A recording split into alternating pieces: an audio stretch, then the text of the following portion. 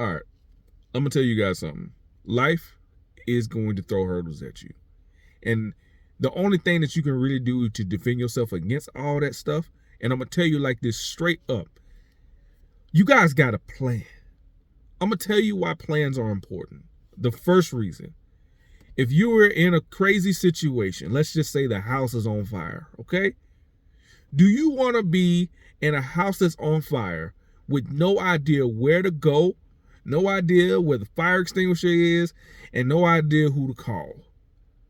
Or do you want to be in a house fire where you know where to go, you know who to call, you know where all the equipment is, fire extinguisher, medical kit, and you have a plan, an evacuation plan? Because we all go through life thinking that we don't want things to happen to us. Like we don't want this to happen.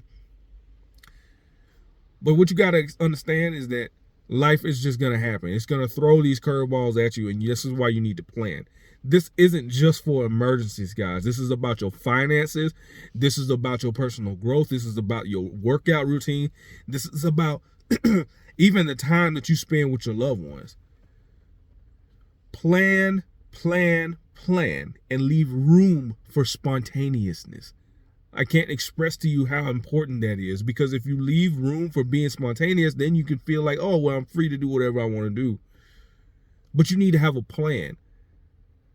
Don't just go through life making it up as you go. Sit down and think about what it is that you want to do. Think about what you want to do and make a plan and stick with it. Don't be in a situation where you're in an emergency, in a crisis, and you don't know where to go. Sit down, take a moment, get your finances together, figure out what you're going to do with your finances, how you're going to save money, figure out your career path, figure out how you're going to make more money, sit down and plan these things. These things don't just happen overnight. You don't just do something and then it just all magically works out. 90% of the time, maybe even 95% of the time, that just ain't going to work. All right?